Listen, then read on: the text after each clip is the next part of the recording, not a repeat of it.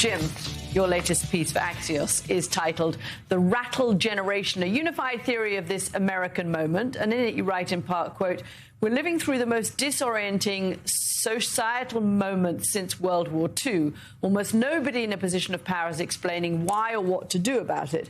This is so much bigger than politics. It touches our jobs, our companies, our communities, and our realities. By most objective measures, it's an extraordinary time to be alive. Americans are wealthier, safer, and longer lived than at any earlier point in history. U.S. total wealth has soared. Violent crime sank to a 20-year low and is still falling. You continue, and yet, University of Michigan consumer sentiment just hit its lowest reading in a half-century. Gallup finds most people think things will only get worse.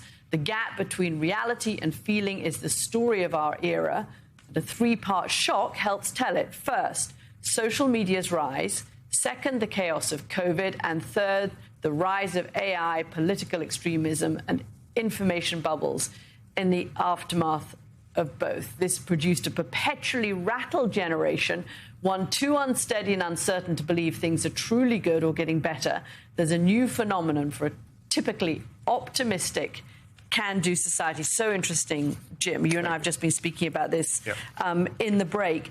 Is some of the distinction that you're seeing between the reality and the feeling that people have, that when people respond to the Michigan Consumer Sentiment Survey or a Gallup poll, they're thinking short-term, things are bad now. They're not seeing the bigger picture, and a lot of the things that you're describing that are AI-generated are longer-term improvements in America, or producing longer-term improvements. Yeah, but I don't think anyone in government, I don't think people in business, I don't think people in leadership are reckoning with what's happened before us. You can't fix what's broken until you understand that we've gone through 20 years of real chaos, of insane chaos. You think about social media, what algorithms did to your brain, did to your kids' brains.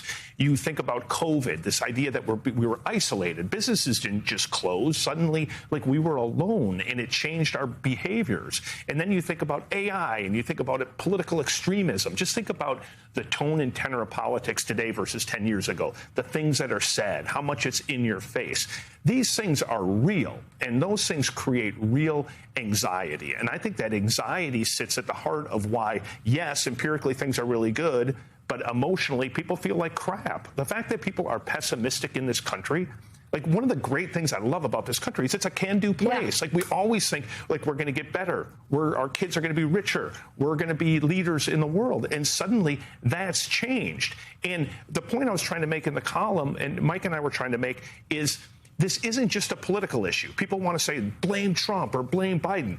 It's bigger than that. We basically have a society that's lost trust in almost every institution other than their specific employer. That's sad. When you don't have a country that believes in anybody that you can turn to guide you through troubled times, you end up with what we have right now.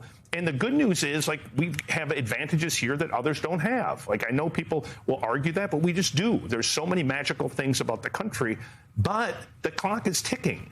And, like, if we don't have leaders in government, business, media, academia step in and start helping walk people through, start restoring faith in institutions, start elevating competence over people who are just loud and obnoxious, these small steps would make a big difference in us being able to take advantage of those inherent edges. I've spoken to people in the AI world who are worried that there could be such societal and political backlash against this new technology in a way that we didn't see at other moments of technological advance in America's past, that the whole project could get kind of aborted before it has a chance to really fully develop, because people will just say, I find this too difficult, too scary, I'm worried about the security of the country, I'm worried about all the things we know they're worried about, I don't like the data centers, and that could actually sort of truncate America's progress. Do you think that's possible? It might be the crappiest rollout by an industry in the history of industry.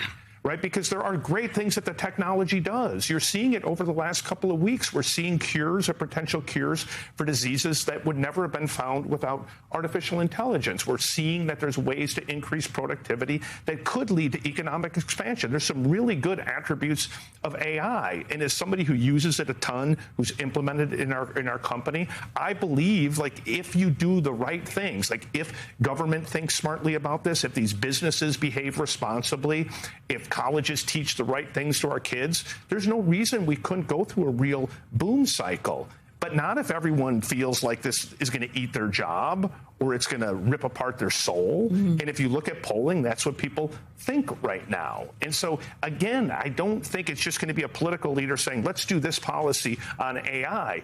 I think it's everybody thinking about how do we take advantage of the fact that we've got this intelligence and we're way ahead of China and other countries, the fact that we're the largest producer of energy in the world right now, 4 years running, and that we do have this entrepreneurial zest that does create more new companies than any other country in the world. How do you turn that into a net positive? But I don't see or hear anybody saying that. I go to colleges and I walk away pretty sad at what people think. They're booing AI in all of their commencement speeches. But they're like doing it to cheat as opposed to like figuring but they're out. Using it, Yeah, or they're booing people because of this technology as opposed to like, no. How do I use this technology as a force multiplier so I can do good and society can do better? But we're not hearing that.